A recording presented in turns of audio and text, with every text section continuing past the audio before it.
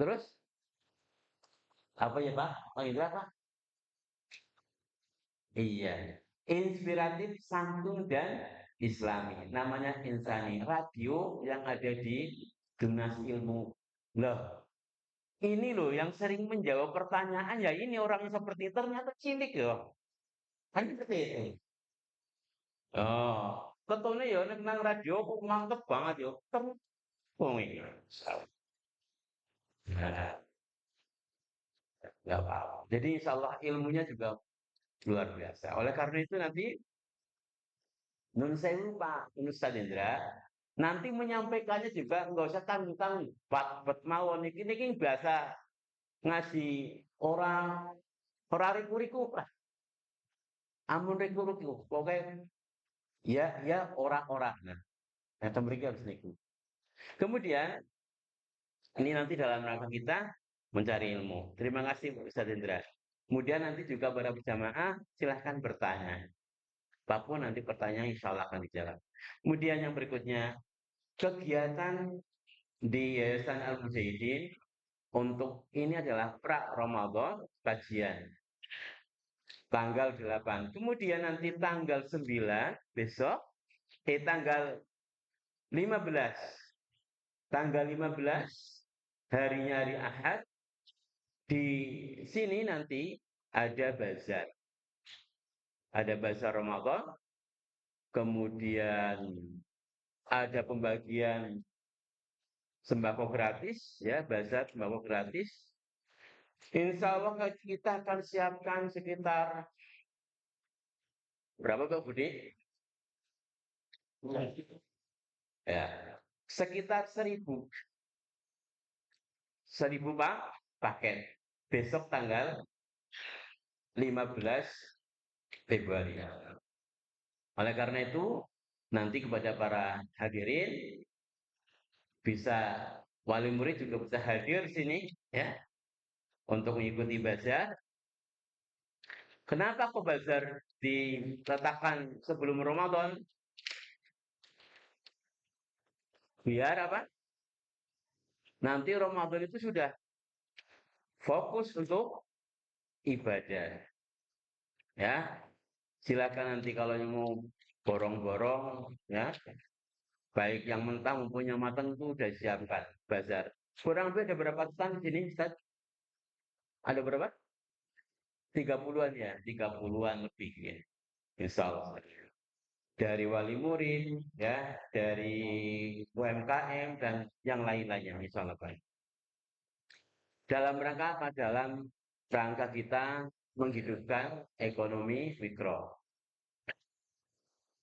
Bapak dan Ibu sekalian yang berbahagia, yang saya hormati, kemudian kegiatan berikutnya masih banyak di Yayasan Mujahidin. Kami sampaikan pula, mudah-mudahan bahwa kegiatan-kegiatan yang sifatnya baik itu sosial, kemudian dakwah dan pendidikan, harapannya itu nanti tetap berkembang terus. Ya, berkembang terus. Kami sampaikan, insya Allah di TK Al-Mujahidin juga sudah buka pendaftaran. Masih ada kuota apa tidak ini TK? Masih ada kuota? Sudah penuh? SD kuotanya bagaimana? Hah? Full? Sudah full. Kemudian SMP?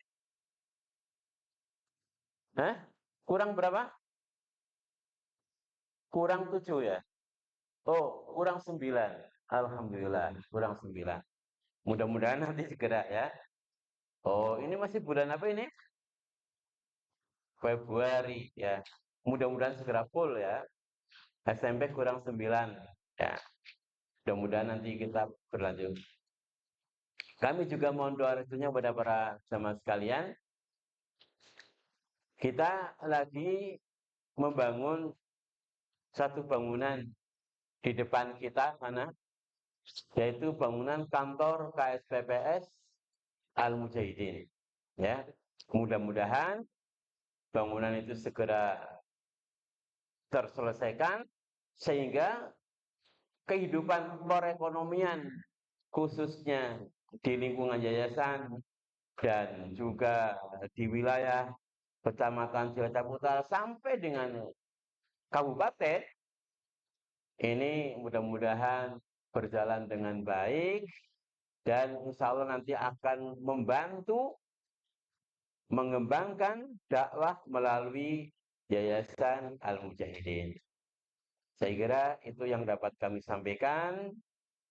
Sekali lagi, mohon doanya mudah-mudahan pengurus Yayasan Al-Mujahidin semuanya diparingi sehat ya. Kemudian para asatid, para guru juga diparingi sehat, wali murid juga sehat, anak-anak kita sehat ya.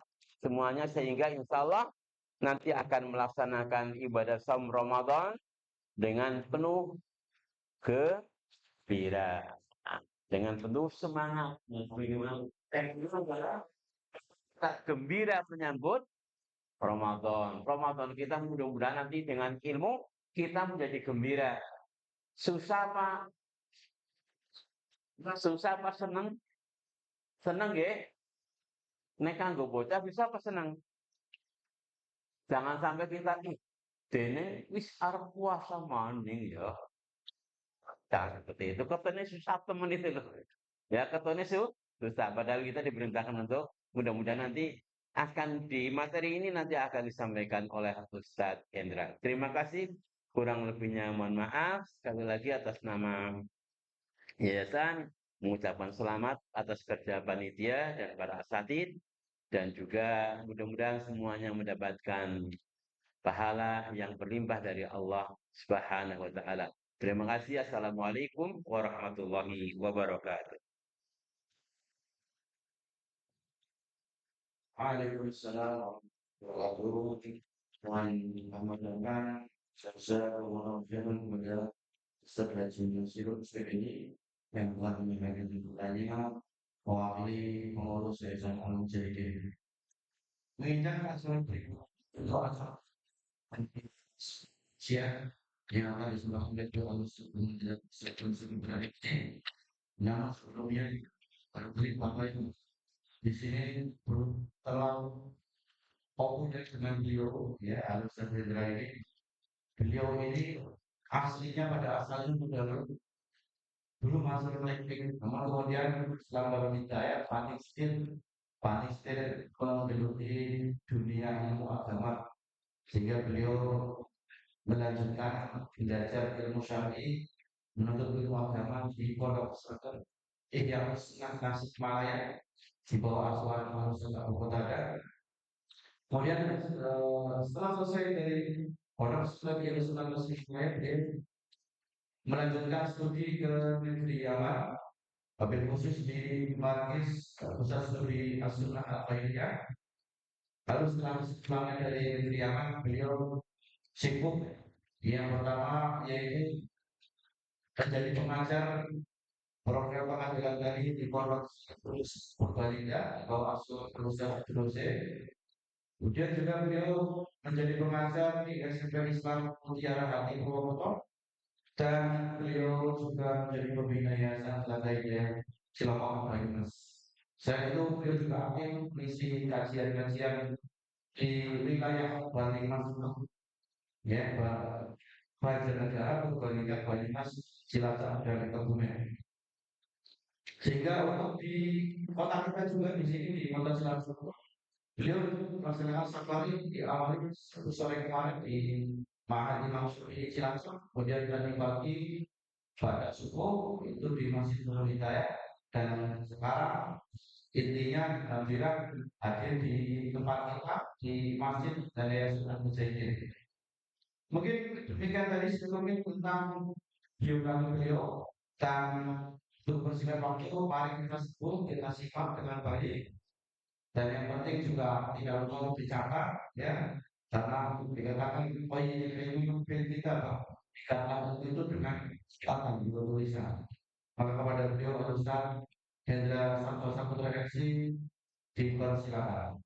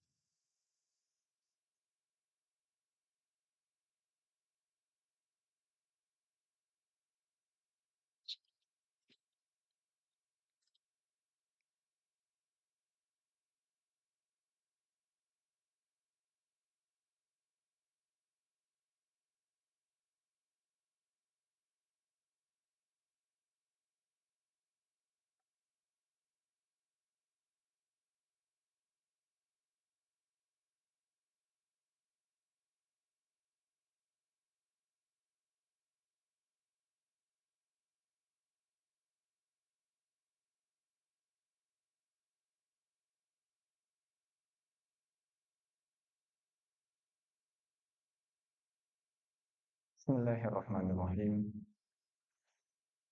Assalamualaikum warahmatullahi wabarakatuh.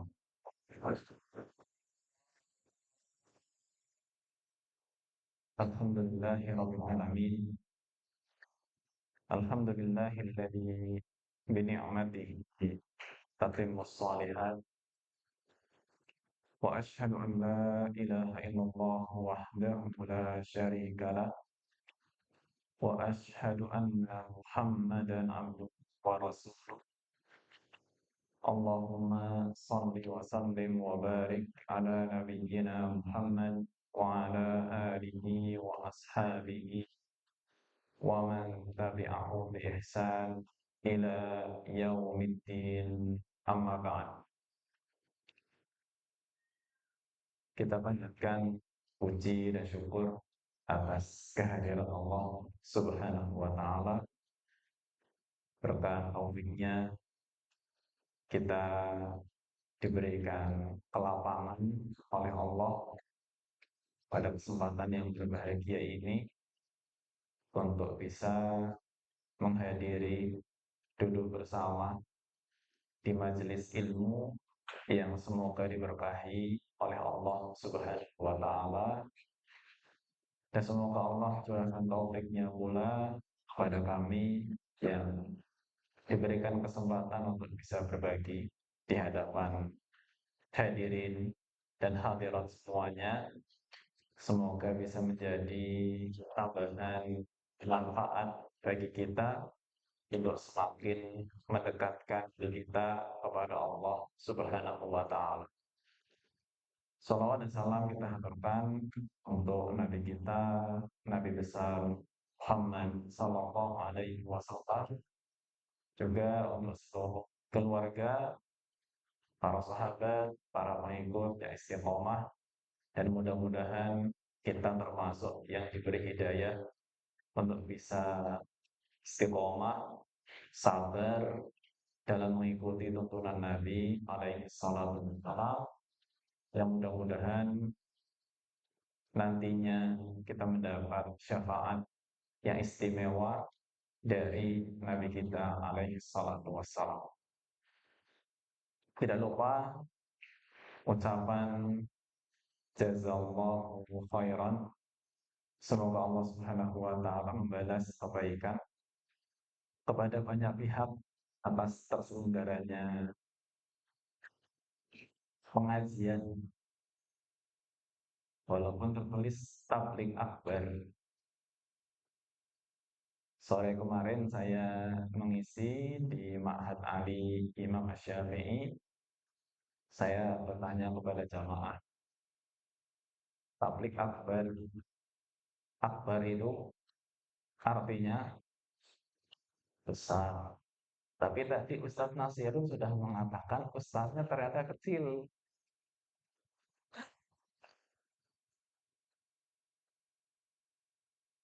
Makanya saya menyebutnya pengajian. Tapi ya, itu hanya masalah istilah.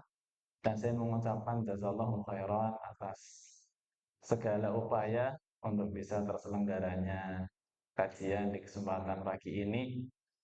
Dan kalau tadi Ustaz Nasirun Hafizahullah berpesan supaya tidak rekuh pekewo, justru saya ini orangnya sangat pekewuk banget. Ya, aslinya seperti itu. Ya, tapi memang mengingat pesan qulil haqqo walau kana murran. Ya, sampaikan yang benar walaupun terkadang yang benar itu rasanya pahit. Ya,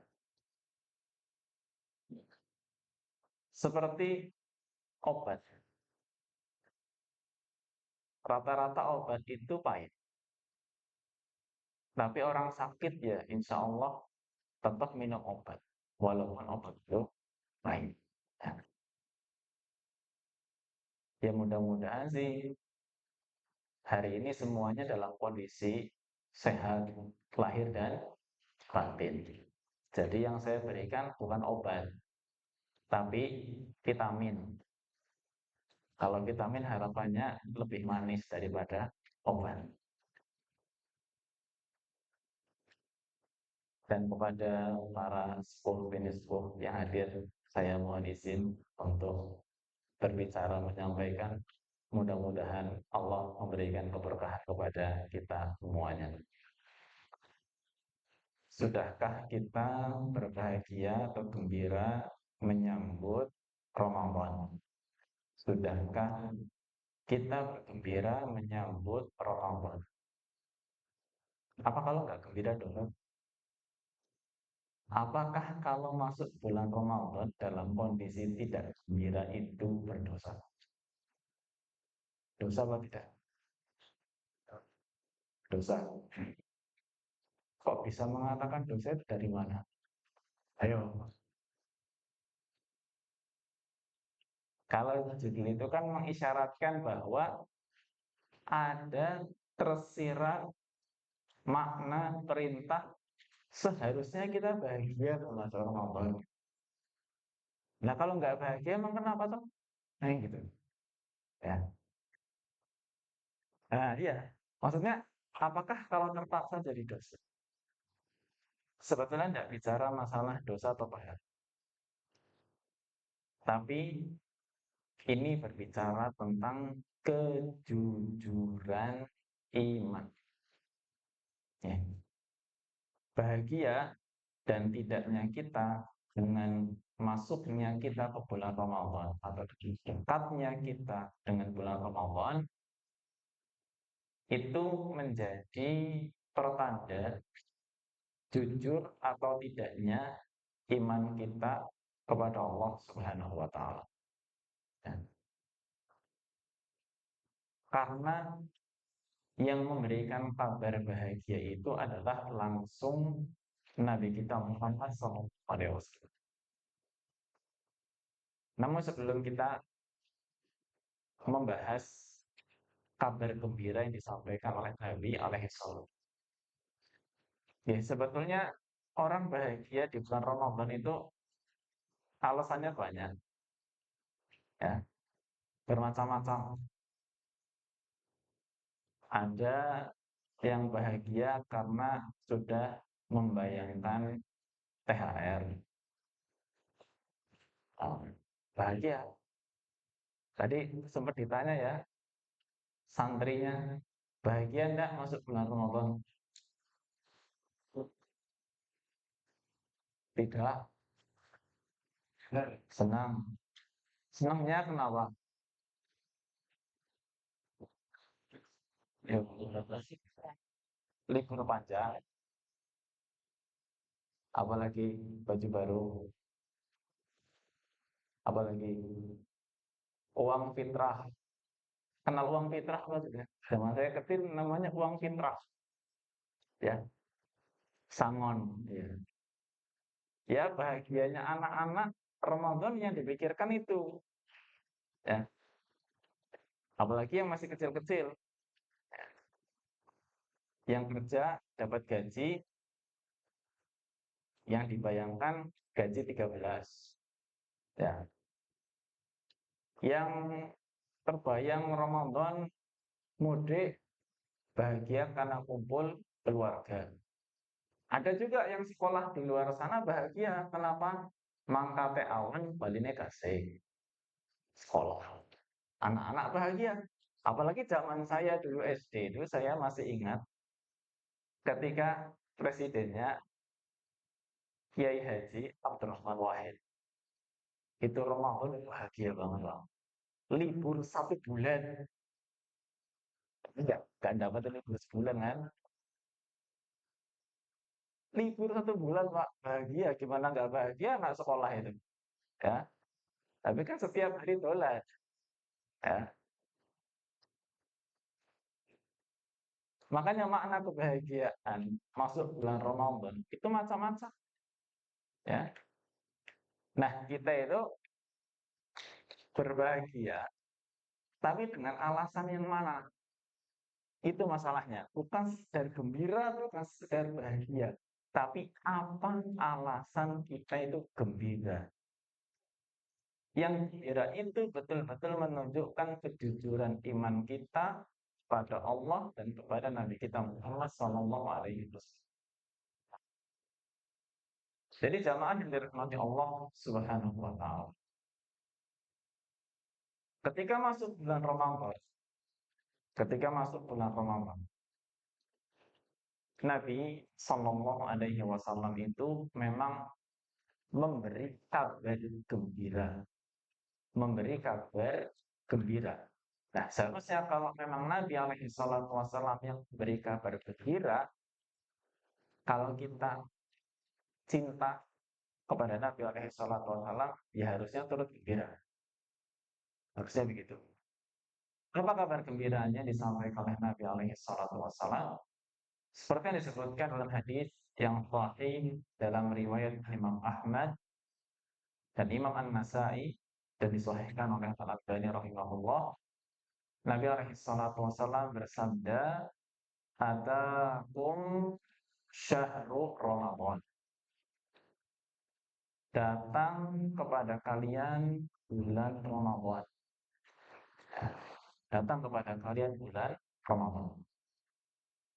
Syahrun mubarak. Bulan yang penuh berkah. Dan bulan yang penuh berkah. Faradallahu azza wa jalla alaikum siyamahu. Allah Subhanahu wa taala mewajibkan atas kalian berpuasa. Tuftahu fihi abwabus sama.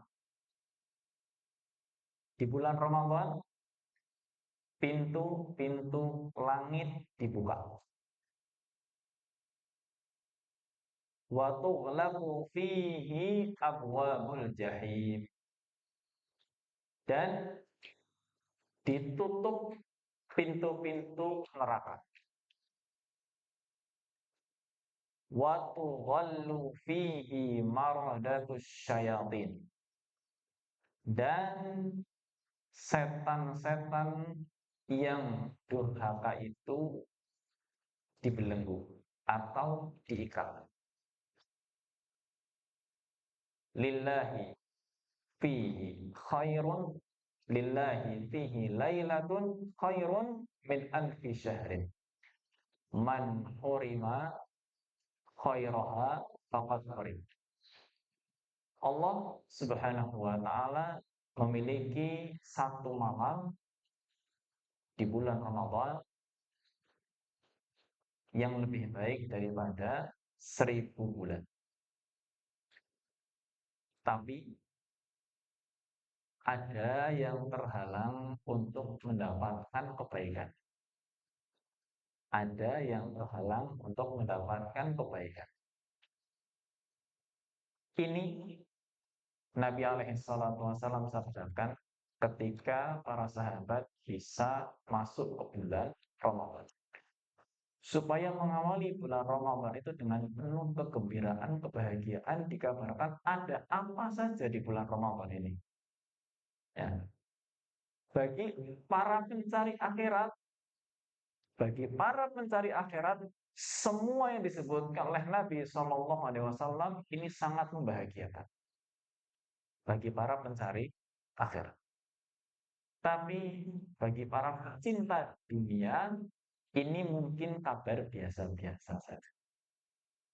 Ya, makanya kalau bagi para sahabat radhiyallahu anhum yang mereka memang selalu mencari akhirat, kabar seperti ini sangat bahagia banget. Tapi bagi yang memikirkan hal-hal selalu duniawi, bisa dia itu malah jadi susah atau senang hanya alasannya saja. Ya, yang jualan makanan di warung mulai mikir Ramadan, sih tetap oli bisa buka bor ya. Yang jualan bakso kira-kira Ramadan untungnya versi gede bor ya. Jadi akan ada orang-orang memang walaupun tidak semuanya yang bersiap untuk kehilangan dunianya sedikit. Ya. Tapi untuk yang mencari akhirat kan masalah dunia yang dicari. Untuk mencari akhirat, maka yang diharapkan semua yang disebutkan oleh Nabi Shallallahu Alaihi Wasallam. Nah, makanya dari hadis ini kita pilah-pilah pesan-pesan Nabi Shallallahu Alaihi Wasallam. Saya awali dari pesan beliau di awal dan ketika beliau alaihi salatu wasallam itu bersabda, "Ata Ramadan syahrun mubarak." Datang kepada kalian bulan Ramadan, bulan yang penuh berkah, bulan yang penuh berkah. Seorang muslim, seorang mukmin mendengar kata berkah saja, itu harusnya sudah bahagia. Mendengar kata berkah itu ya, jamaah yang dirahmati Allah, Bapak dan Ibu semuanya. Kata berkah itu hanya satu kata, tapi tersimpan di dalamnya itu makna kebaikan yang luar biasa dan kita tidak mampu memikirkan seberapa banyak kebaikan yang ada dalam kata berkah. Makanya tidak bisa dirinci terlalu detail. Hanya mengatakan bulan yang penuh berkah. Ya, contoh ya, bulan yang penuh. Panjenengan merasa atau tidak? Merasa atau tidak?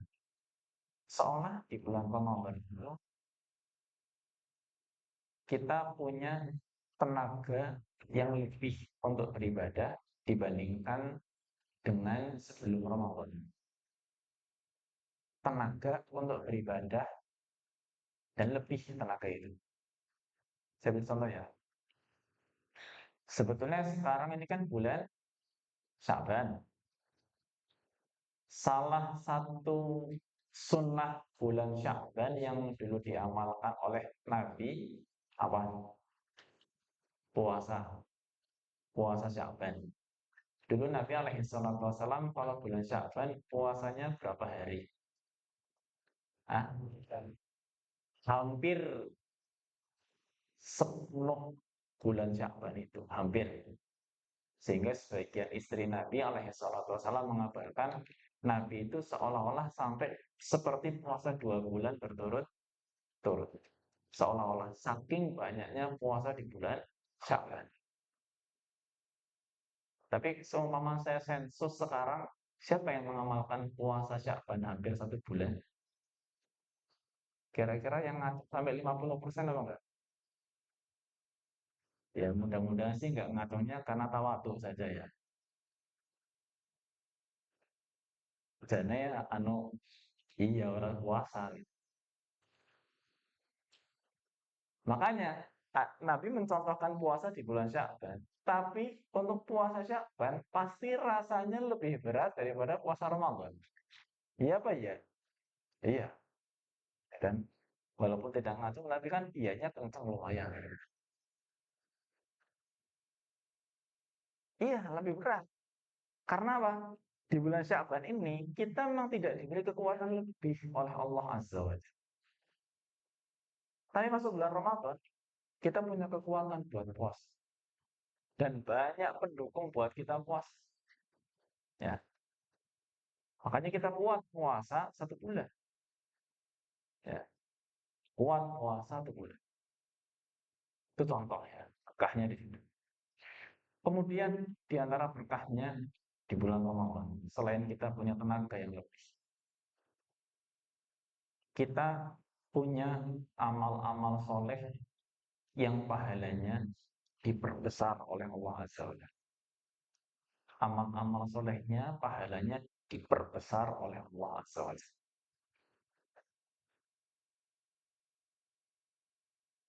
Puasa saja, puasa ini.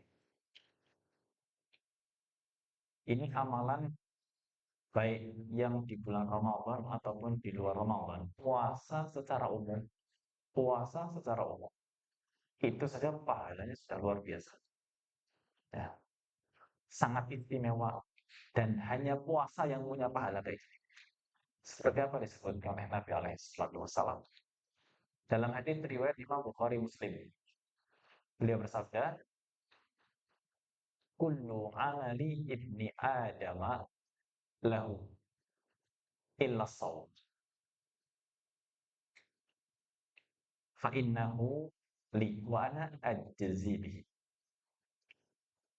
Kata Nabi Alaihissalam bahwa Allah berfirman berarti ini firman Allah, tapi tidak ada di dalam Al-Quran yang kita kenal dengan nama hadis qudsi.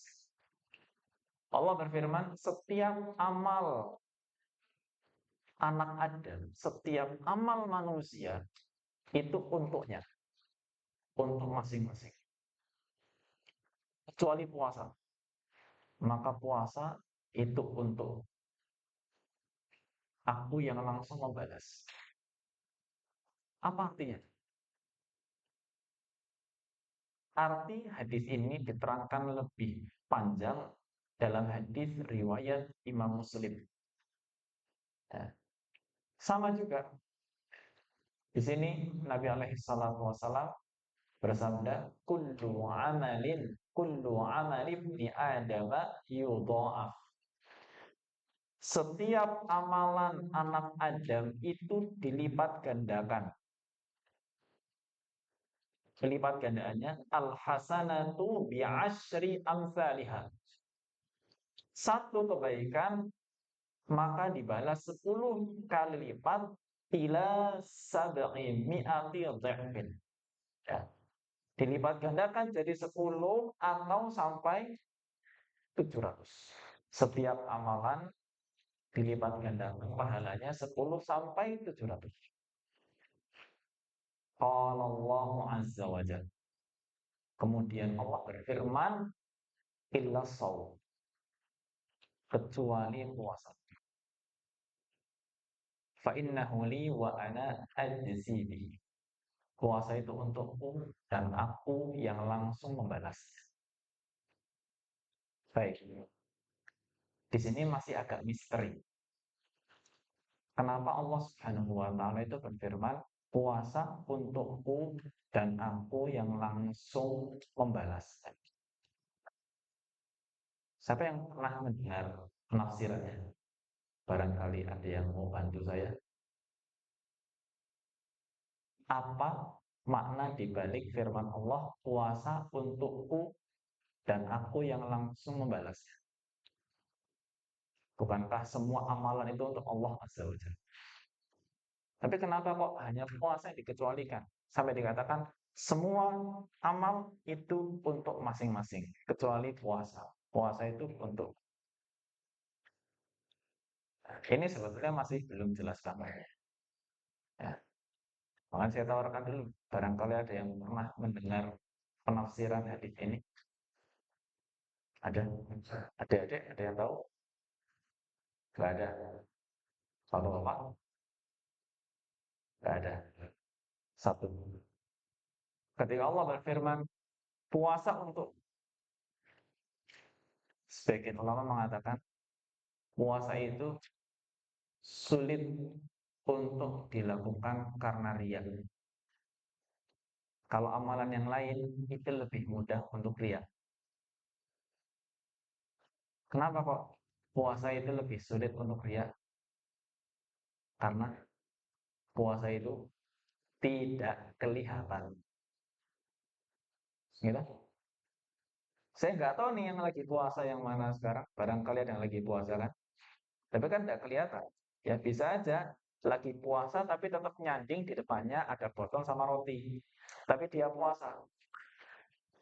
Kenapa? Karena menyembunyikan puasanya. Ya, ditawari roti ya tampani baik.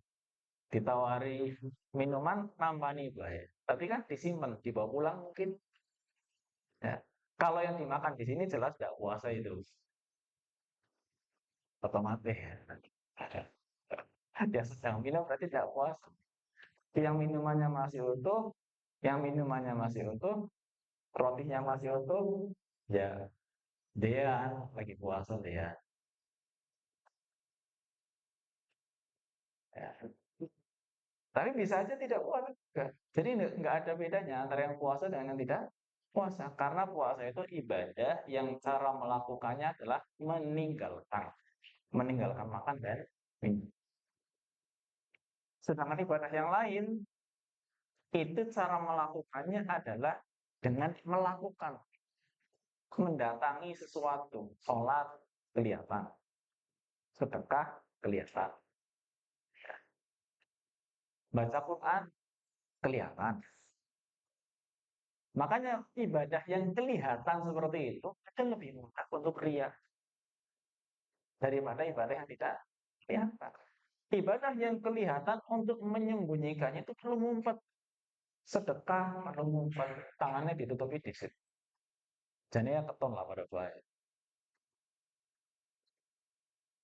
Baca Quran supaya tidak ketahuan di rumah, misalnya. Ya. Sholat, ya, sholat sunnah, ya, di rumah, misalnya. Puasa mau di rumah, mau di luar rumah sama saja. Orang tidak tahu kalau kita lagi puasa. Makanya kenapa dikatakan fa'innahu li. Puasa itu buat aku, buat Allah. Karena puasa itu sulit untuk dilakukan dengan riya. Satu. Dua. Apa maknanya fa'innahu li? Maknanya nilai pahala puasa hanya Allah yang tahu. Kalau semua amalan tadi rentang dilipat gandakannya antara 10 sampai 700, maka puasa ini hanya Allah yang tahu. Di atas 700. Dan hanya Allah yang tahu. Itu selaras dengan firman Allah Subhanahu wa taala di surat Az-Zumar ayat 10. Innama yuwaffas sabiruna ajrahum bighairi hisab. Sesungguhnya orang-orang yang sabar itu sabar disempurnakan pahalanya tanpa batas. Dan inti dari puasa itu kan sabar. Sabar tidak makan, tidak minum, menahan syahwat. Itu makna yang kedua. Ini yang berkaitan dengan berkah tadi. Jadi pelipat gandaannya hanya Allah yang tahu. Ada makna yang ketiga, dan ini menarik kalau buat saya. Rahasia kenapa Allah Subhanahu wa taala menyebutkan puasa itu untuk seorang ulama bernama Sufyan ibnu Uyainah. Ya, Sufyan ibnu Uyainah mengatakan begini, saya ulangi ucapannya. Idza kana yaumal qiyamati yuhasibullah azza wa jalla 'abdahu wa yu'addi ma 'alaihi min al-mazalim min sa'iri 'amalihi hatta la yabqa illa shaum fa yatahammalullahu ma baqiya 'alaihi min al-mazalim wa yudkhiluhu bis-shaum al-jannah. Kata beliau begini, mengingatkan kita dulu. Kalau ada dosa yang berkaitan dengan hak orang lain, sing nuwun sewu ngutang orang bayar-bayar, mboten bayare sengaja niki nggih, nek kelalen tah mugi-mugi diampuni. Tapi ampun ngelalen. Nah, nek kelalen temenan mboten napa-napa. Sengaja tidak bayar hutang, pinjam barang tetangga sengaja tidak dikembalikan. Ada kan yang model begitu ya. Nah, nanti sudah nggak dikembalikan, tahu-tahu diakui itu miliknya sendiri. Pernah menghina orang lain, pernah menyakiti. Ini dosa-dosa berkaitan dengan hak orang. Besok di hari kiamat, orang yang melakukan kezaliman ini harus membayar, menebus dosanya. Dengan apa? Dengan pahalanya. Dengan pahalanya. Bagaimana disebutkan oleh Nabi alaihi salatu wassalam, fatukhadhu min hasanatihi fatutrah alaihim. Pahala orang yang jahat, orang yang zalim, orang yang pernah menyakiti, orang yang pernah mengambil harta, yang pernah utang nggak bayar, yang pernah pinjam nggak dikembalikan, pahala orang ini akan diserahkan kepada para korbannya dulu. Tapi pahala puasa aman. Pahala puasa itu tidak dijadikan tebusan. Pahala puasa Allah yang simpan. Ini yang disebutkan oleh Imam Sufyan Ibnu Uyainah. Beliau mengatakan illa saum, kecuali puasa. Kecuali puasa. Fayanhammalullahu ma baqiya alaihi minal mawqan. Nanti Allah yang menebus sisanya. Karena pahala puasa disimpan. Bisa saja pahala puasa ini kayak pahala yang lain habis. Pahala puasa disimpan. Kalau ternyata memang belum lunas untuk membayar kezalimannya, yang tanggung. Pahala puasa masih aman. Mulanya puasanya sih serius. Betul-betul imanan wahtisaban. Ya, jangan imanan tapi olah tisaban. Ya, karena bisa orang puasa itu sing penting dong saya kata sebagian orang sing penting nutup yang penting sampai maghrib. Kualitas seharinya bagaimana orang urus. Yang penting tidak makan tidak minum sampai maghrib. Padahal bisa saja puasa seharian dia nggak ada pahalanya. Terus yang mau disimpan berapa? Nah itu. Ya, serius puasanya supaya pahalanya utuh. Ini berkahnya bulan Ramadan. Ya, pahalanya melimpah.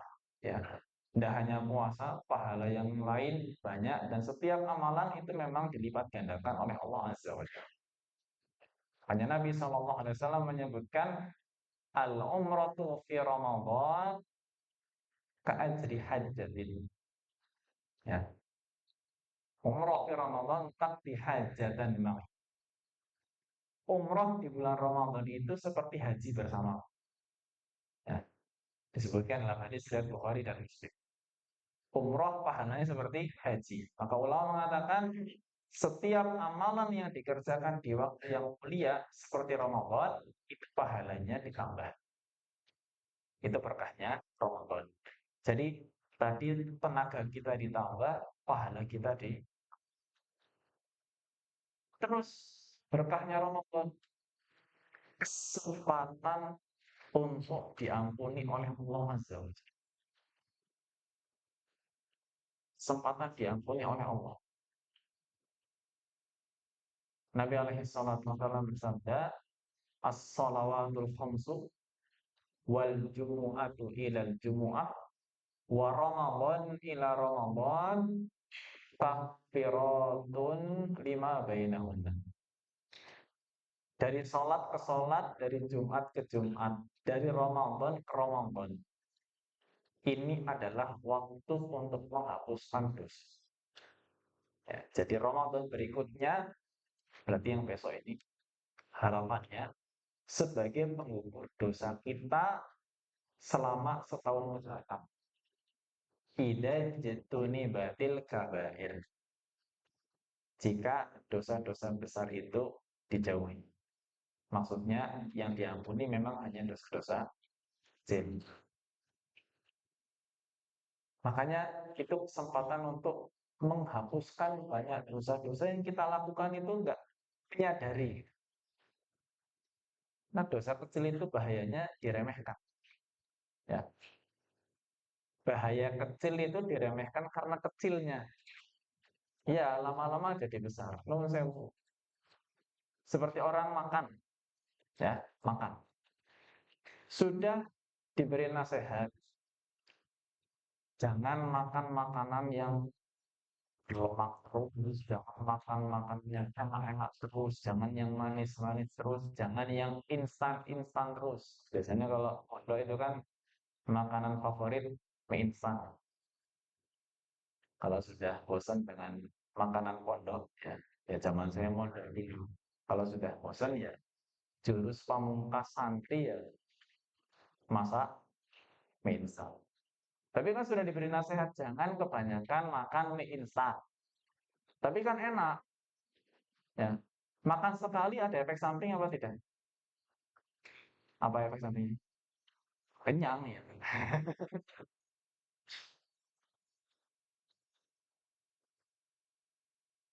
Badan belum merasakan bahaya yang begitu besar, tapi kok setiap hari makan itu terus? Karena diremehkan, ya. Akhirnya suatu saat baru efek sampingnya muncul. Ketika ditanya, kenapa seperti ini? Karena setiap hari makan makanan ini. Dosa begitu, ya. Mungkin kalau dosa besar, orang itu sadar nggak boleh, ya. Nuwun sewu, kita kalau berbicara zina, ini, ya. Berbicara mabuk, meri, ya. Berbicara riba, serem, ya. Tapi nuwun sewu, keluar rumah kerudungan sih, ya kerudungan. Tapi dasteran, lengannya pendek, ngisorannya mung sedengkul. Wonten mboten sing kados niku? Ya. Nek lagi kondangan tah rapet jipet iya. Tapi lagi nepecer, kerudungan tapi ngisorane daster. Wis dasternya kurang bahan maneh. Auratnya terlihat nggak? Terlihat. Nggak cuma terlihat, tapi dilihat banyak orang. Tambahnya metu, ya. Jadi lengan tangan, kemudian betis, itu kan aurat bagi wanita. Dalam sehari kita kalau mau hitung berapa lengan tangan perempuan yang kita lihat? Nasallallahu alaihi. Rambut. Berapa rambut perempuan yang kita lihat setiap hari? Serba salah kan kita. Naik motor, melek, salah. Merem, salah. Nah, ya ketepet sih memang gitu. Belum lagi ya, itu baru mata Pak. Nuwun sewu, hidung. Hidung ini ada dosanya Pak. Ya, hidung ada dosanya. Napa? Dosanya irung ini kan apa? Nah, saya ambil contoh ya. Saya itu biasa kalau lagi naik motor ya, naik tiba-tiba wangi banget. Mesti nembe diselip karo wong wadon mesti. Hmm. Numpak motor lagi angen-angen kemenek-menek Pak. Sekelebat, wangine iki. Mesti ana wong wadon nembe nyalip. Tenan, jarak 100 meter wangine keri. Sudah di depan saya jauh. Wanginya ketinggalan. Niku nek diambung sedep mboten Pak? Sedap. Boleh apa tidak? Terus orang bekan. Dan salah mana? Ya, melek salah, merem salah. Ambekan salah, orang ambekan salah. Allah halus. Makanya hal-hal seperti itu yang kita harapkan gugur nanti di bulan Ramadan. Ya. Mungkin kita lupa istighfar ketika begitu ya. Malah ya, begitu ya. Malah dosa.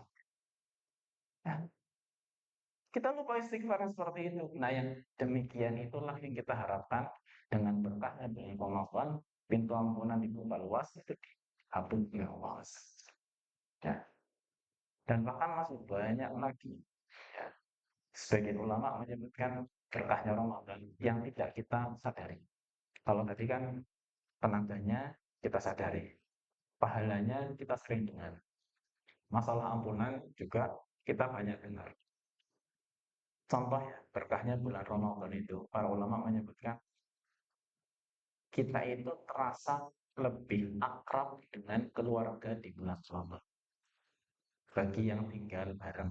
Kalau saya nggak sedang bicara yang dinasnya di luar kota begitu ya. Tapi itu pun insya Allah lebih terasa dekat juga.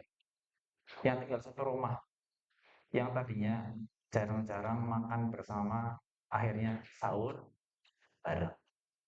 Ya, yang tadinya jarang-jarang mengingatkan ibadah bersama, lagi puasa, mengingatkan, ya, mengingatkan kalau ada yang lagi kelihatan makan, oh lagi puasa, oh iya, kelalep, ya kan? Ya kalau ada yang lupa diingatkan Pak, jangan dibiarkan. Walaupun kalau dibiarkan dia tidak dosa memang.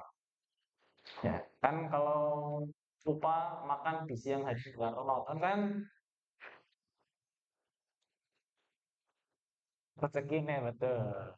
Ya, man akala nasiyan, nah, barang siapa yang makan karena lupa, falyutimma saumahu, maka sempurnakan puasanya, bukan sempurnakan makannya.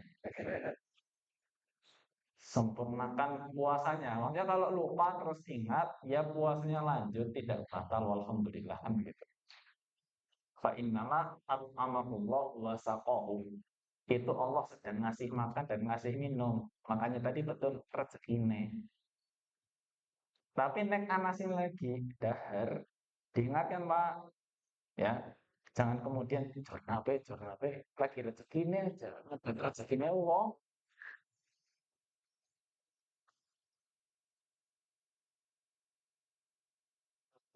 Demot nak aja sih ki lagi mangan sambel masalah ini we.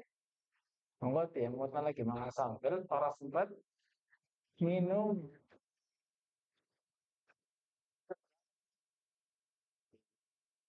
Sebetulnya aslinya diingatkan. Ya sama dengan misalkan orang tertidur kelewat waktu sholat, apa kita biarkan dia tidur saja? Kan kita bangunkan untuk sholat. Ya, orang puasa lupa makan, ya asalnya kita ingatkan. Akhirnya kita di situ ada saling mengingatkan satu dengan yang lain ketika sedang beribadah. Yang tadinya jarang ibadah bersama, akhirnya berangkat terawih bareng. Sama berkahnya Ramadan, ya. Malah kadang-kadang jadi buka puasa bersama, ya. Itu selumit dari berkahnya Ramadan. Selain itu masih banyak lagi yang tidak bisa kita sebutkan satu persatu. Itu baru tadi pesan Nabi Syahrul Mubarak. Kemudian Nabi Shallallahu Alaihi Wasallam mengatakan, Faradallahu alaikum siyamahu. Allah wajibkan atas kalian puasa. Ya. Ini pesan yang kedua. Setelah menyebutkan Ramadan bulan berkah, kedua menyebutkan Allah mewajibkan puasa. Ini juga tanpa kita sadari jamaah yang dirahmati Allah. Puasa ini latihan untuk banyak hal. Latihan untuk banyak hal. Ya. Jadi, saya umpamakan ini. Di antara anak-anak sekolah, nyantri, mondok. Ya, karena saya kan juga ngajar di pondok ya. Dulu juga saya pernah ngajar pondok eh, untuk tingkat SMP dan SMA. Apakah semua anak yang mondok itu karena kesadarannya sendiri? Atau ada yang karena disuruh sama orang tuanya?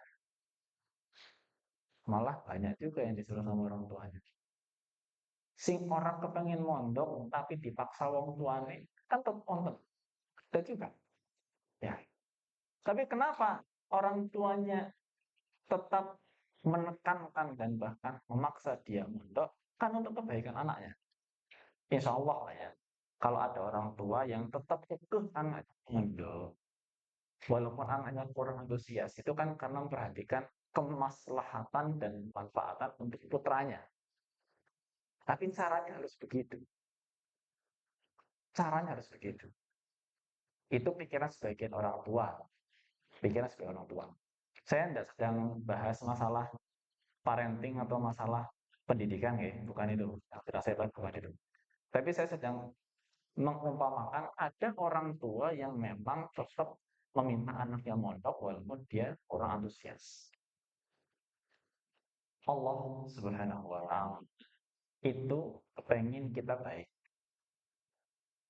kepengen kita derajatnya naik, seperti yang tadi disebutkan di mukadimahnya, supaya kita derajatnya naik, supaya kita derajatnya naik jadi orang yang takwa tanpa dipaksa puasa. Ya, kita dipaksa dengan cara diwajibkan puasa. Saya mengatakan dipaksa itu hanya untuk mengungkapkan kita diwajibkan puasa. Akhirnya apa? Mau tidak mau supaya menghindari dosa kita puasa. Ya. Dan itu latihan banyak hal. Dan salah satu rahasia yang saya dapatkan tentang puasa ini adalah puasa itu melatih kita untuk jadi orang yang lebih amanah. Kok bisa? Puasa melatih kita untuk jadi orang yang lebih amanah. Kembali ke puasa tadi, ibadah yang tidak kelihatan. Ya, ibadah tidak kelihatan. Seandainya orang mau membatalkan puasa sembunyi-sembunyi kan bisa loh. Ya, bisa aja di rumah lagi sendirian, angkat sapa-sapa lagi ngopi disit lah. Ya, langkah sing ngerti iki ngopi disit. Ya, bisa aja. Tapi orang yang beriman apa ya mau seperti itu? Tidak. Kenapa? Karena dia tahu Allah melihat dia. Kapan Pak kita punya ibadah yang sampai punya tingkatan rokobah seperti itu? Tingkatan sampai kita merasa diawasi oleh Allah Azza wa Jalla. Ya, sholat belum tentu Pak. Sholat belum tentu orang itu merasa diawasi Allah. Karena bisa sholat mikirnya macam-macam. Iya Pak ya. Sedekah pun seperti itu. Belum tentu orang sedekah itu murokoah merasa diawasi Allah Azza wa Jalla. Belum tentu.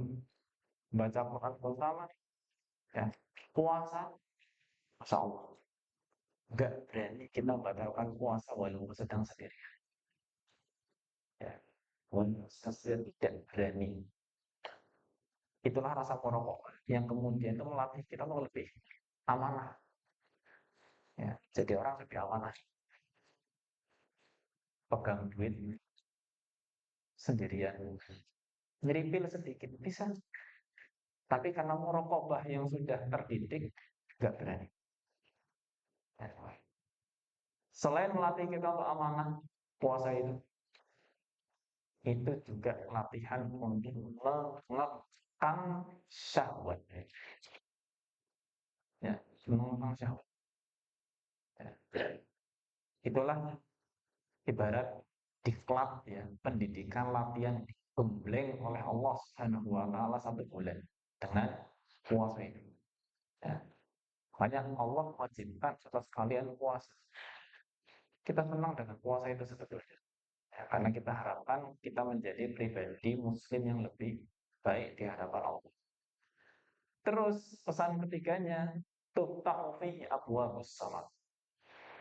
Pintu-pintu langit dibuka.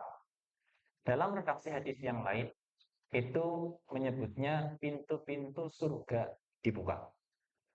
Ada pintu langit, ada pintu surga. Semuanya dibuka. Lah, nek dibuka siapa apa? Dalam beora, jenengan lihat. Emang kalau pintu langit dibuka, langitnya lebih indah begitu. Apakah kalau pintu surga itu dibuka, kita terus lihat surganya bagaimana? Kan tidak.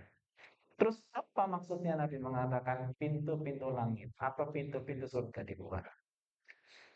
Masalah dibuka secara hakiki atau tidak, ulama mengatakan iya dibuka secara hakiki seperti yang disebut oleh Nabi alaihissalam. Tapi apa manfaat yang kita rasakan dengan dibukakan pintu langit dan pintu surga? Itu. Gak cuma kita dibukakan pintu langit. Sih senangnya apa ya? Dibawa pintu langit apa nggak dibawa pintu langit terus dolar pada ambruk gitu dari langit. Kalau begitu beneran bahagia luar biasa ya. Pintu langit dibuka langsung emas berjatuhan. Wah, pintu surga dibuka kita bisa melihat surga. Tapi tidak mungkin. Surga ya nanti. Yang dikabarkan oleh Nabi Shallallahu Alaihi Wasallam tentang dibukanya pintu langit dan pintu surga. Ini tersirat pesan. Kalau kita pahami. Tersirat pesan. Apa pesannya? Kalau para sahabat paham. Pesannya adalah Allah bukakan pintu kemudahan untuk berbagai macam ibadah. Allah lancarkan berbagai macam ibadah dan amal soleh. Ya.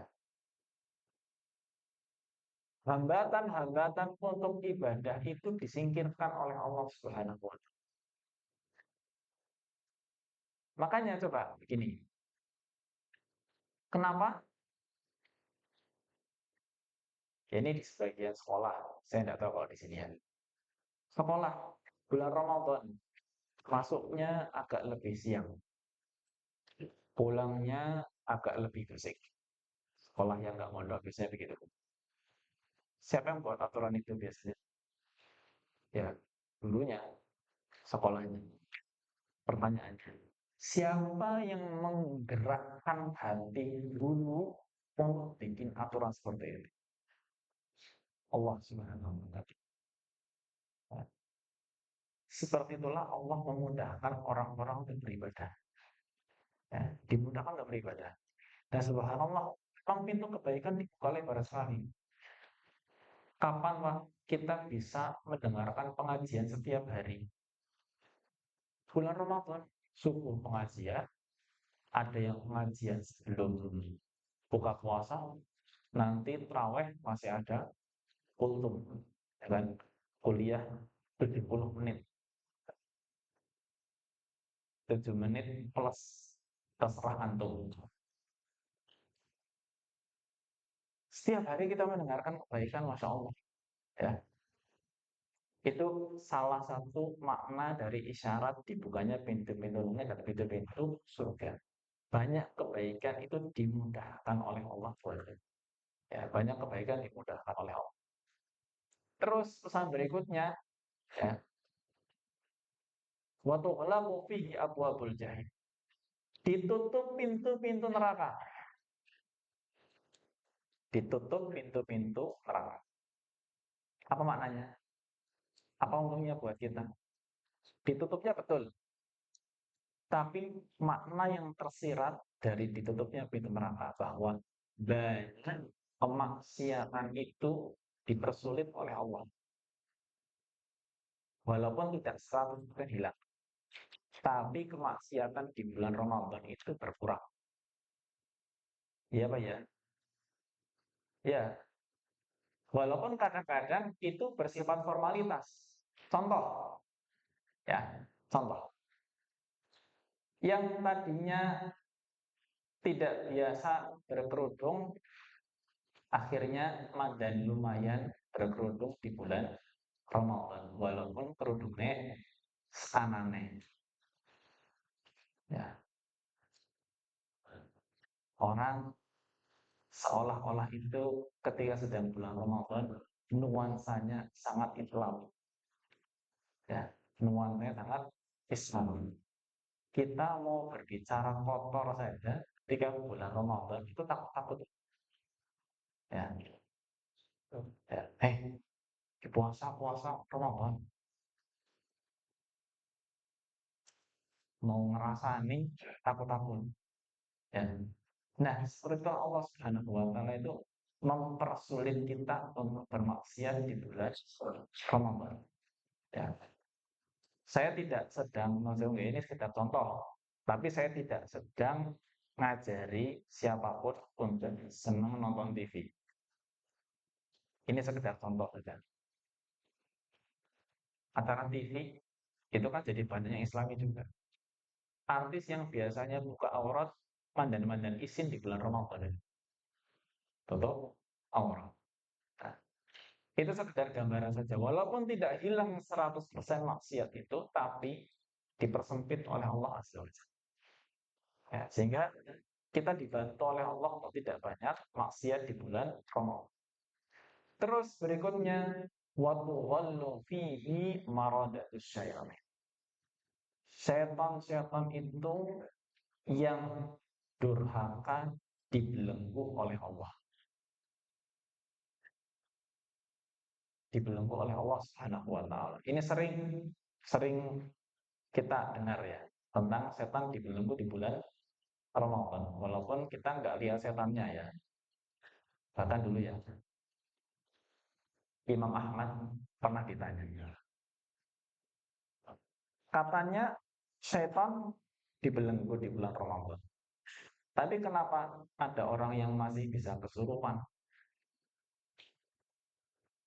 Ya, orang kena gangguan di ruqyah, terus jumalitan di bulan Ramadan. Loh, katanya setannya diikat, tapi kenapa masih ada yang kesurupan? Mendengar pertanyaan seperti itu, Imam Ahmad hanya berkomentar, saya tidak berbicara lebih jauh. Yang jelas hadisnya seperti itu. Hadisnya mengatakan setan itu diikat. Karena makna diikat di sini, walaupun memang bisa terjadi secara hakiki setan itu diikat, ada beberapa penjelasan dari para ulama. Di antaranya, yang diikat seperti yang disebutkan di hadis ini adalah maradatus syayatin. Maradatus syayatin itu dedengkotnya, dedengkotnya setan, ya, para kepala sukunya. Berarti sing cilik-cilik kasih bisa, nah, masih bisa untuk mengganggu. Walaupun gangguannya tidak sebesar yang dedengkotnya itu. Itu di antara penjelasannya seperti ini. Tapi alhamdulillah berarti sudah lumayan disingkirkan oleh Allah Subhanahu wa taala. Sebagian ulama menyebutkan kalau kita merujuk kepada redaksi hadis yang lain dikatakan sufidatis syayatin. Setan itu dibelenggu dengan kata sufidat. Sufidat itu belenggunya diikat dari tangan ke leher. Itu asli makna sufidat, dibelenggu yang dimaksud dari tangan sampai leher. Kakinya masih jadi itu meminimalisir gangguan, bukan menghilangkan gangguan sama sekali. Ya, tapi ini berita gembira dari Nabi SAW. Kita beribadah dengan hambatan yang minim. Ya, gangguan-gangguannya itu disingkirkan seperti kita masuk jalan tol, ya, lancar. Tapi setelah menyebutkan kabar-kabar gembira di bagian akhir, Nabi memberi peringatan untuk kita harap-harap cemas. Karena di bagian akhirnya menyebutkan fihi lailatun khairun min alfi syahr. Di bulan Ramadan ada satu malam yang nilainya lebih baik daripada 1000. Itu misteri. Di malam yang mana di 10 hari terakhir itu misteri.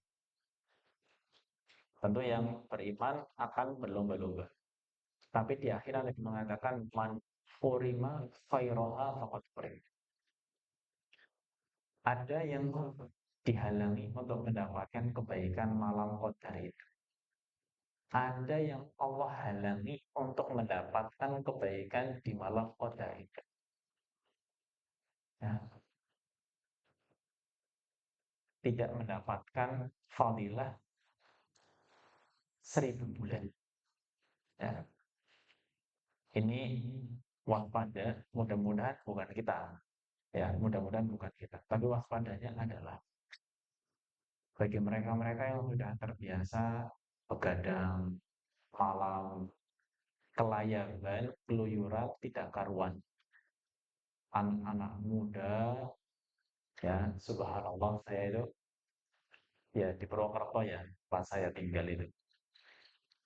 Saya itu kalau berangkat kadang pengajian subuh, ahad subuh misalnya naik motor, itu di dekat rumah saya itu ada beberapa kedai kopi buka 24 jam.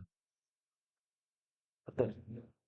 Setidaknya dekat rumah saya itu ada dua kedai kopi buka 24 jam. Ya. Dan rame, nggak cuma buka tok, buka dan rame. Saya pulang pengajian Ba'da Isya rame, saya berangkat pengajian subuh masih rame. Luar biasa. Pada tahajud di warung kopi, ya neng pada topokannya ngaji, alhamdulillah. Tapi melihat yang duduk-duduk, rasanya hati ini mau husnudon kok angeler banget ya. Apa iya mereka itu jagongan bahas Quran ketone orang mungkin ya, bahas hadis orang apa juga mesti laki-laki perempuan anak-anak muda bukan mahram duduk-duduk apa saya mau berprasangka oh dia kayak bocah karo bojone tapi apa ya mau kayak wis nikah ya jadi akhirnya kreatif ya dan pemandangan seperti itu bisa lebih ramai ketika bulan Ramadan. Iya Pak ya. Karena siangnya tidak bisa ngopi, malamnya ngopi. Pelampiasan itu malam hari. Ya yang nggak ngopi saja kalau buka puasa langsung pelampiasan.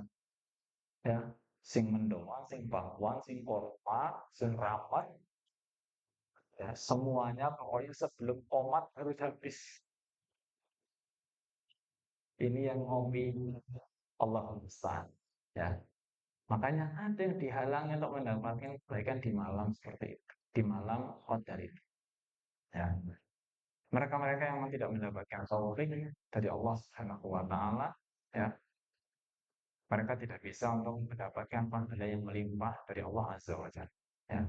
Maka dari itu, jamaah yang dirahmati Allah Subhanahu wa taala, tidak ada pesan yang lebih membahagiakan selain pesan dari Nabi alaihi salatu wassalam yang sudah kita bahas secara detail dan dalam yang beliau sampaikan atau Ramadan syahrul mubarak. Datang bulan Ramadan, bulan yang penuh berkah. Faradallahu azza wa jalla alaikum siyam. Allah wajibkan untuk puasa. Tuftahu fihi abwabus sama. Dibukakan pintu-pintu langit. Wa tughlaqu fihi abwabul jahim. Ditutup pintu-pintu nerakanya. Wa tughallu fihi syayatin. Dan setan-setan itu dibelenggu. Lillahi fihi lailatun khairun min alfi syahr. Allah punya satu malam yang lebih mulia daripada 1000 bulan, tapi ingat, man qurima khairan faqad qurim. Akan ada yang dihalangi oleh Allah. Mudah-mudahan bukan kita. Makanya bahagianya dengan alasan yang benar. Ya, bahagianya dengan alasan yang benar. Allah a'lam bishawab. Semoga pesan Nabi alaihi salatu wassalam ini menjadi salah satu wasilah hidayah bagi kita semuanya untuk bisa memasuki bulan Ramadan dengan hati yang gembira, gembira sesuai dengan apa yang Allah Subhanahu wa taala ridhoi, kan gembira dengan hal-hal yang bersifat duniawi semata. Allah alam, ini yang bisa saya sampaikan. Mudah-mudahan Allah berkahi dan mohon maaf atas segala kekurangan dan kekeliruan. Untuk selanjutnya, oke, saya kembalikan dulu kepada pembawa acara. Nah, tadi menyampaikan di awal memberikan kesempatan kalau ada yang tanya, maka bisa dipanggil terlebih dahulu oleh pembawa acara. Dari saya mungkin sekian dulu. Wassalamualaikum warahmatullahi wabarakatuh. Alhamdulillah, jazakallah khairan, jazakallah khairan, baik, siapa dari yang berbuat apa sampai di saat itu saat dengan yang berdasar kemudian ini nomor ujian dan rencananya berhenti pada satu sudah kita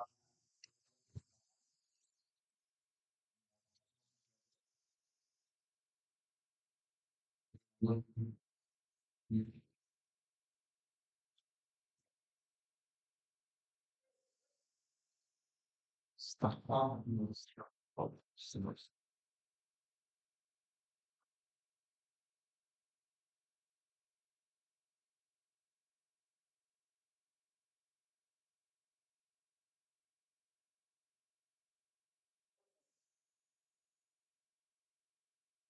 membuat dan bersama Allah diberkati. Ini yang bertanya kawan. Kawan itu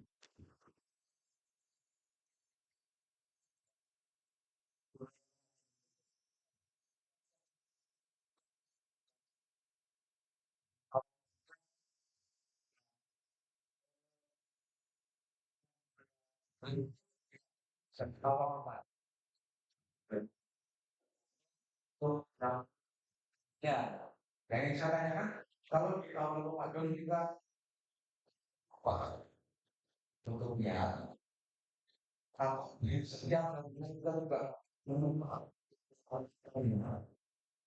apakah menjadi puasa itu dari dalam tidak salah bagaimana puasa dengan nyata itu bukan mendapatkan atau itu sebagai yang itu di dalam itu yang pertama itu dua dengan Allah dengan maksud yang tadi baru sampaikan. Jadi kalau kita berpuasa itu kepengen menghindari maksiat supaya puasa kita bagus dan dia mendapatkan pahala yang memang sudah disediakan oleh Allah. Apakah kita bisa sebulan penuh menghindari maksiat yang kecil itu saya? Nah, karena saya juga mendengar kalau orang jatuh berapa banyak orang yang puasa hanya mendapatkan empat dana itu kan jadi kalau aduh saya satu ada sesuatu bikin manage dan kemudian saya malah itu dan tidak pasti merasa saya cuma sekali di luar aku. Nah ini bagaimana bisa konsep dari sini juga kan bisa ambil ke pasar itu dan yang tiga menunjukkan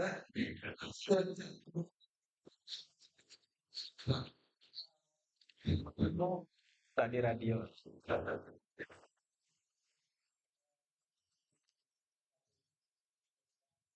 so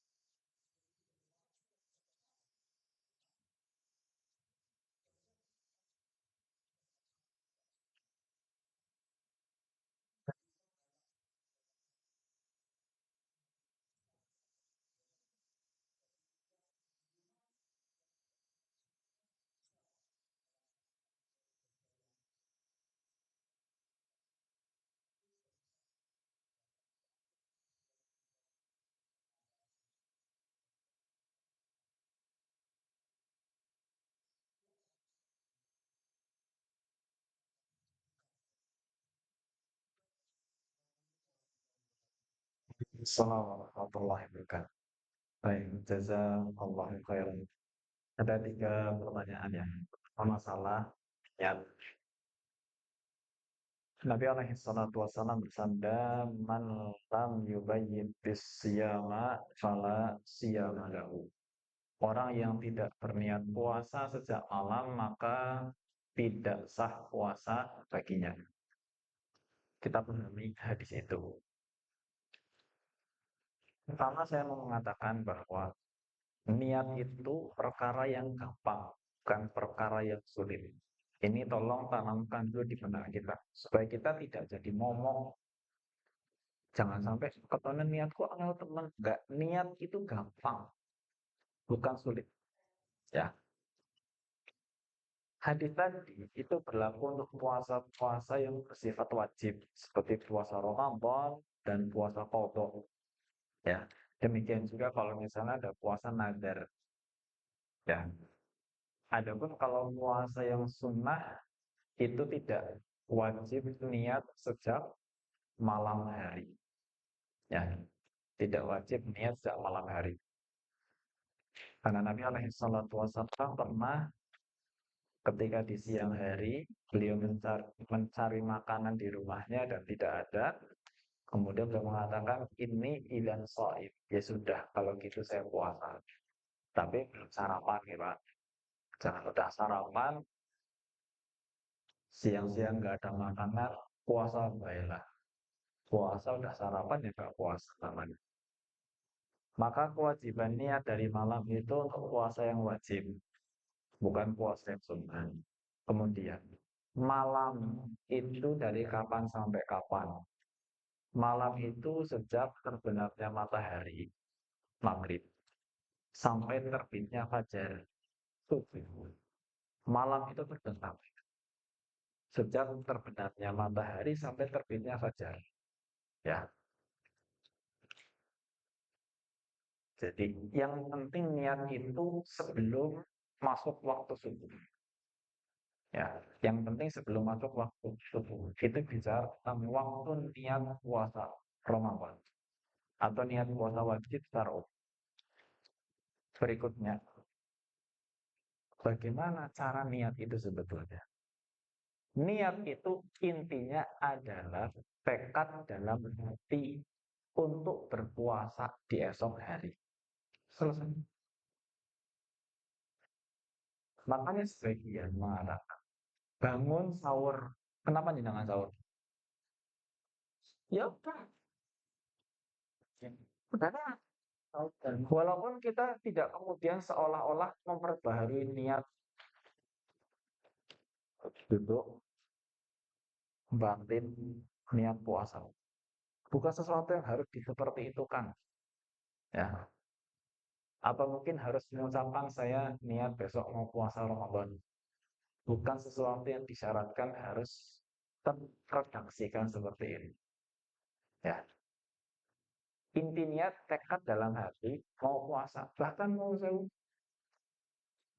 mau tidur terus eling besok puasa Ramadan. Selesai. Bangun di pagi hari sebelum subuh sahur memang niatnya mau puasa, ya udah itulah niat. Ya, jadi niat itu gampang setelah saya sampaikan.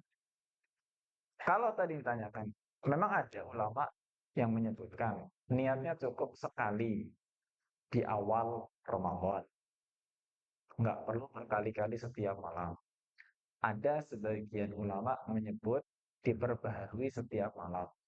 Ya, itu yang biasa kita sebut ada khilaf, ada perbedaan pendapat di kalangan ulama. Tapi perbedaan itu dalam tanda petik itu perbedaan sifatnya hanya teori saja. Secara prakteknya, realitanya, kita setiap malam mesti niat buat besoknya lagi. Ya, iya. Kecuali yang betul-betul. Nah, efek perbedaan pendapat itu adalah begini misalnya ya. Tetap ada efeknya, Pak. Contoh, misalnya ibu-ibu haid. Ya, ibu-ibu haid. Ketika masuk waktu maghrib, masih haid. Masih haid. Terus prasangka dia kemungkinan sampai besok subuh ya masih haid lah. Coba kalau perkiraan besok masih haid, niat puasa nggak? Nah itu loh. Akhirnya kan nggak niat puasa toh, karena masih haid. Nah ngefeknya di sini nih biasanya. Dalam kasus-kasus tertentu, laki-laki kan aman toh Pak? Aman. Paling yang nggak aman itu nek tidurnya bablas dari sebelum maghrib sampai subuh. Nah itu baru bahaya. Tapi kan nggak ada lah insya Allah tidur sebelum maghrib bangun-bangun sudah duha. Oh nyungkel niat, nah itu ya bisa itu, nggak niat itu. Ya, karena pas masuk waktu maghrib masih tidur, bangun-bangun sudah terbit matahari. Nyung guru niat puasa, ora sah bisa itu. Tapi kan insya Allah nggak ada. Kalau perempuan sangat mungkin masuk maghrib haid. Dia perkiraan, saya ini haid baru hari kedua, saya biasanya haidnya itu 5 hari. Kemungkinan besok ya masih haid. Akhirnya kan nggak niat puasa tuh. Qadarullah, tubuh bangun bersih. Kan mungkin udah deh.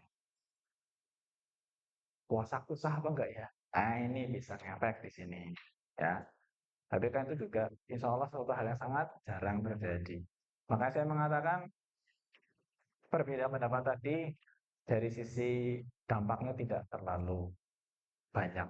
Ya, sehingga niat itu gampang. Ya, dengan kita bangun sahur itu indikasi kuat bahwa kita sudah niat mau puasa ya. Tapi sahurnya itu bukan niat, maksudnya melakukan makan sahur sendiri itu bukan niat ya.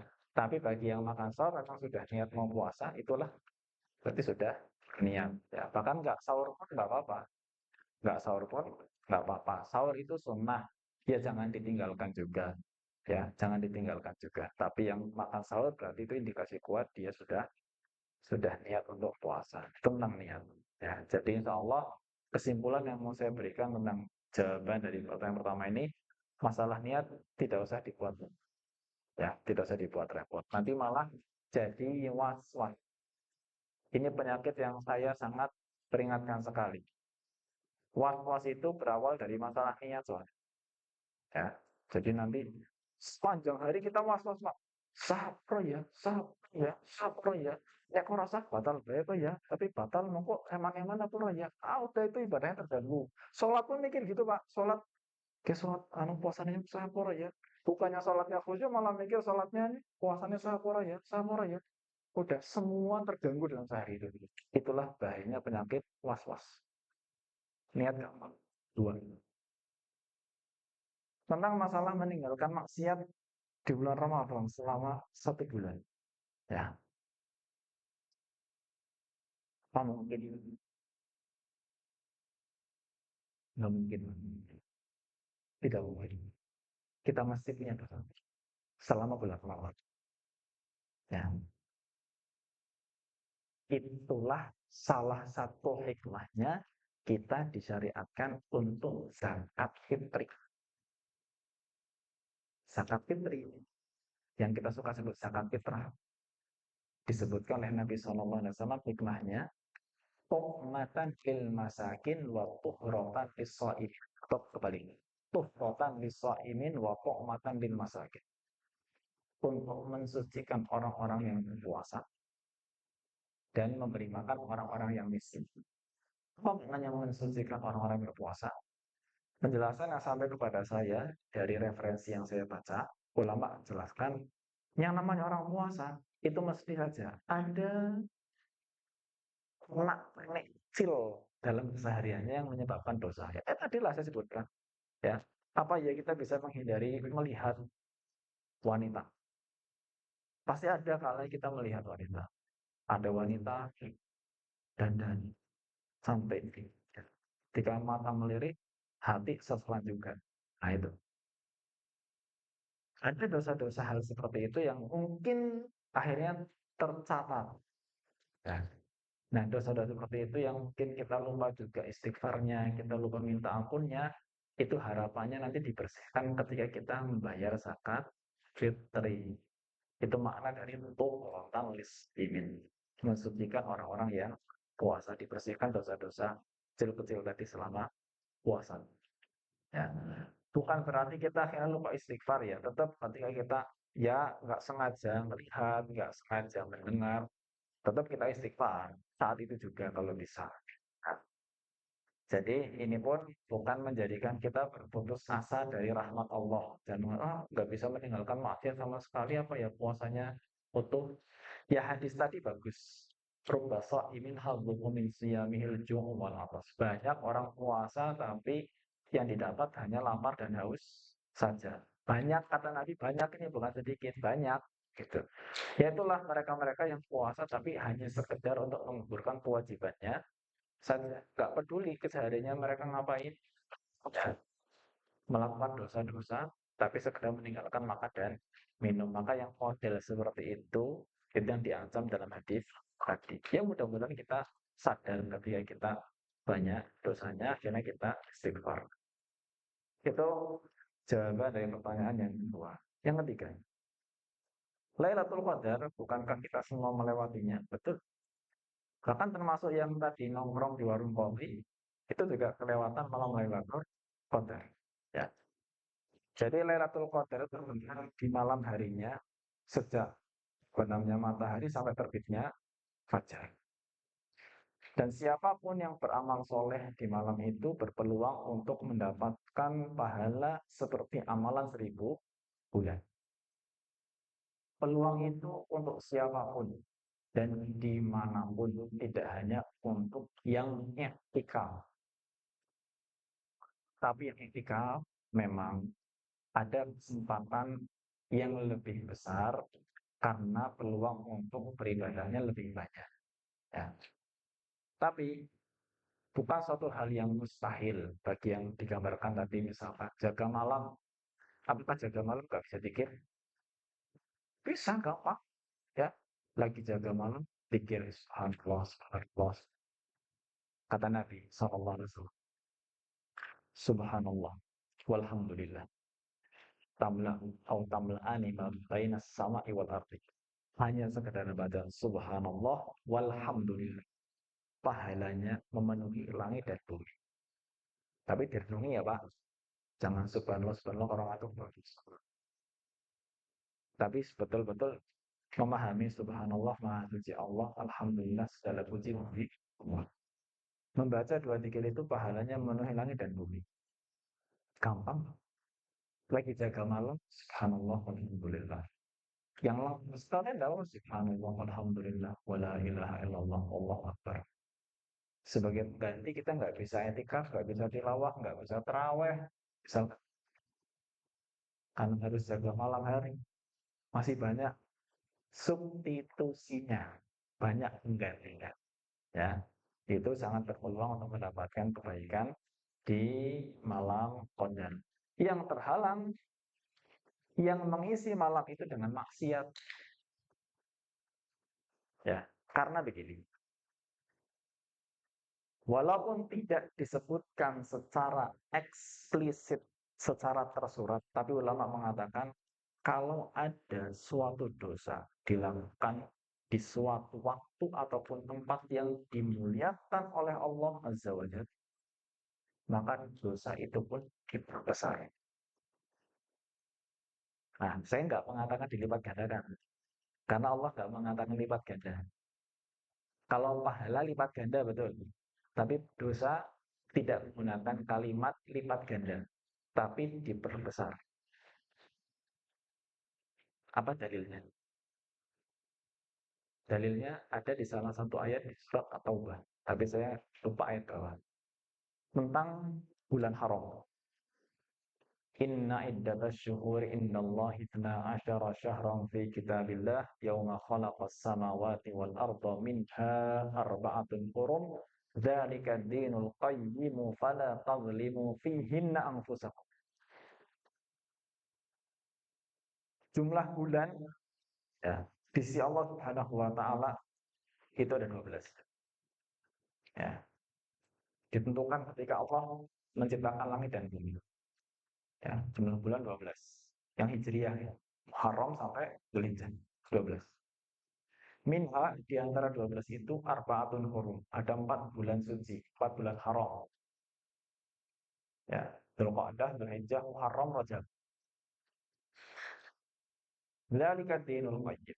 Itulah agama yang lurus. Ini 4 bulan haram berkaitan dengan perang sebetulnya. Fala tadlimu fihinna anfusakum. Jangan kalian mendolimi diri-diri kalian di 4 bulan itu. Jangan kalian mendolimi diri-diri kalian di 4 bulan itu. Apakah maknanya kalau di luar 4 bulan itu boleh? Maknanya mendolimi diri sendiri apa? Maksiat. Makna mendolimi diri sendiri itu maksiat. Jangan kalian maksiat di 4 bulan itu. Apakah di luar 4 bulan itu boleh maksiat? Tidak boleh, tetap tidak boleh. Tapi kenapa Allah berfirman jangan mendolimi diri-diri kalian di 4 bulan itu? Ini suatu isyarat bahwa dosa di bulan-bulan yang dimuliakan oleh Allah itu lebih berat jika dibandingkan dengan dosa di luar bulan-bulan dimuliakan Allah. Lalu dari sini para ulama mengatakan berarti selain 4 bulan tadi, kalau ada waktu dan tempat yang dimuliakan Allah, di waktu dan tempat itu pun dosa akan lebih berat. Dan itu fitrah kita. Menurut saya tanya, maaf, nyolong duit di rumah orang sama nyolong kotak infak masjid. Kira-kira fitrah kita merasakan yang lebih besar dosanya yang mana?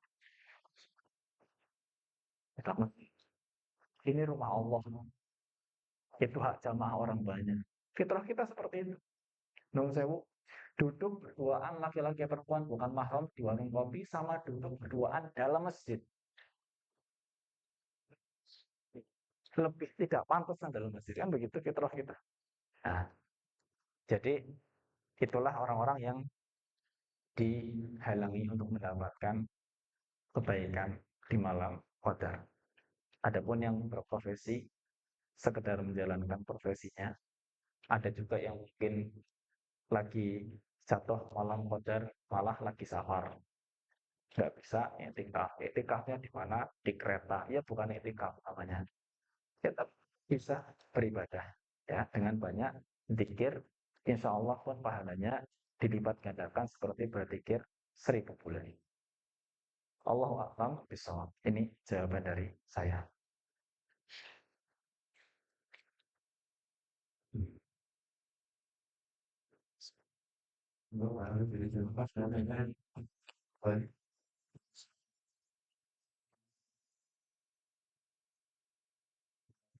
Dan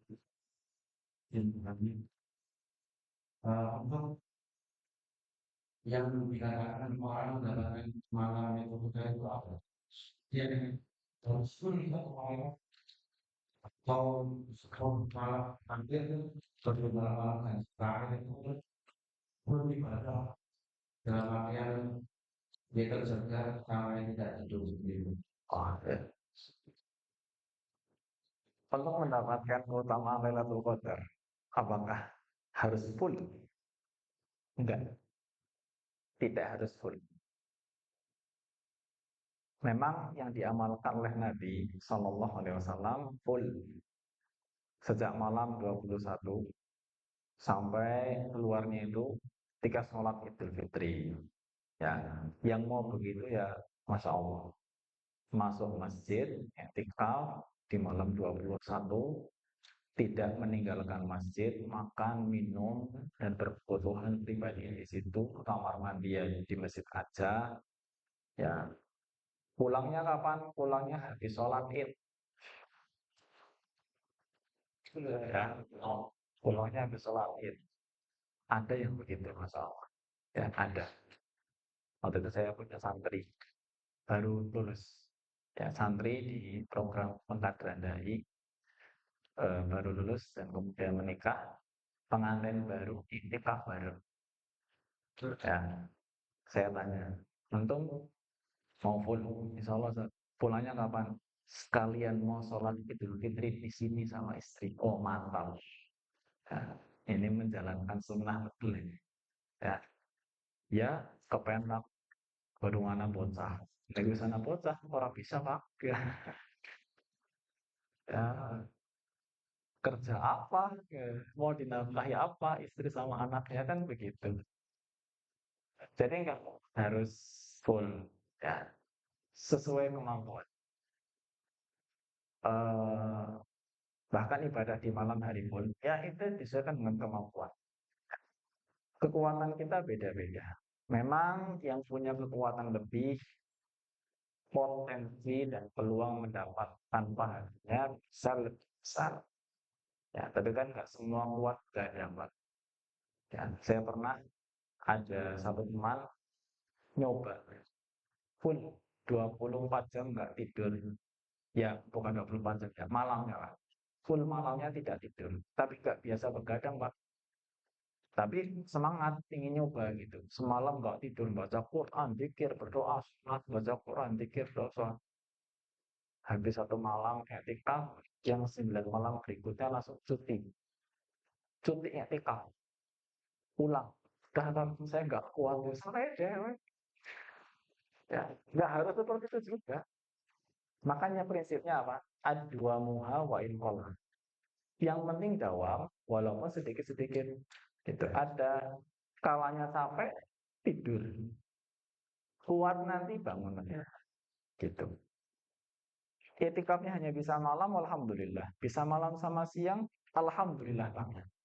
Ya. Malam mungkin nggak biasa sepenuhnya, datang ke masjid jam berapa? Jam 12. Itikaf sampai subuh, alhamdulillah. Ya. Hanya beberapa jam saja. Harapan untuk mendapatkan kemuliaan Lailatul Qadar itu terbuka lebar. Tetap terbuka lebar. Seperti itu. Hanya begini, kalau kita bicara etikaf, etikaf itu nggak jauh beda dengan puasa. Karena gini, orang masuk masjid dengan niat etikaf. Orang masuk masjid dengan niat etikaf malam hari. Ya, malam hari. Dia tidur pun pahala ngalir. Karena tidur pun dia sedang dihitung etikaf. Itu istimewanya orang yang mampu etikaf di masjid. Terutama kalau malam. Masuk masjid dengan niat etikaf, dia baca Quran ibadah, dia sholat ibadah, dia mikir ibadah, dia doa ibadah, dia tidur, argo pahala etikaf jalan terus. Tapi kalau tidurnya di rumah, ada argo pahala etikaf nggak? Nggak ada. Itu bedanya. Makanya kalau etikaf, pahalanya lebih melimpah memang. Ya, lebih melimpah. Makanya saya bicara peluang dan potensinya. Ya, lebih besar. Allah a'lam bishawab. Seperti itu. Ini pertanyaan terakhir tadi ya, sudah ya. Ya, karena itu pertanyaan terakhir mungkin dari saya akhiri dulu. Sebelum saya kembalikan lagi kepada Bu acara. Sekali lagi, saya haturkan jazakumullah khairan atas sediaannya untuk menyimak ya celotehan saya di siang hari ini. Ya, apapun yang baik tentunya itu dari Allah Subhanahu wa taala dan banyak tentunya kekurangan, keliruan dari diri saya. Semoga Allah maafkan dan menutupnya dan Allah berikan kepahatan yang tulus kepada kita semuanya. Allah berikan hati yang sehat. Semoga Allah tambahkan rasa takut kita kepada Allah. Semoga Allah memudahkan kita untuk banyak beribadah di bulan Ramadan nanti. Semoga keluarga kita pun menjadi orang-orang yang mendukung kita untuk beribadah. Kita pun bisa bertawun untuk mendekatkan diri kepada Allah. Dan semoga kita semua diampuni dosanya, melimpah pahalanya, ya, dan semoga bisa dipertemukan ketika nantinya berbahagia di hari Idul Fitri, sebagaimana Nabi mengatakan, lisa ini farhatan farhatun inda fitrihi wa farhatun inda liqa'i rabbih. Orang berpuasa itu punya dua kebahagiaan besar. Bahagia pertama adalah ketika berbuka, baik buka puasa maupun Idul Fitrinya. Dan kebahagiaan yang kedua adalah ketika bertemu dengan Allah Subhanahu wa taala. Kurang lebihnya mohon maaf. Wassallallahu ala nabiyina Muhammad wa ala alihi wa sahbihi wa baraka wa sallam wa akhiru da'wana alhamdulillahi rabbil alamin. Assalamualaikum warahmatullahi wabarakatuh.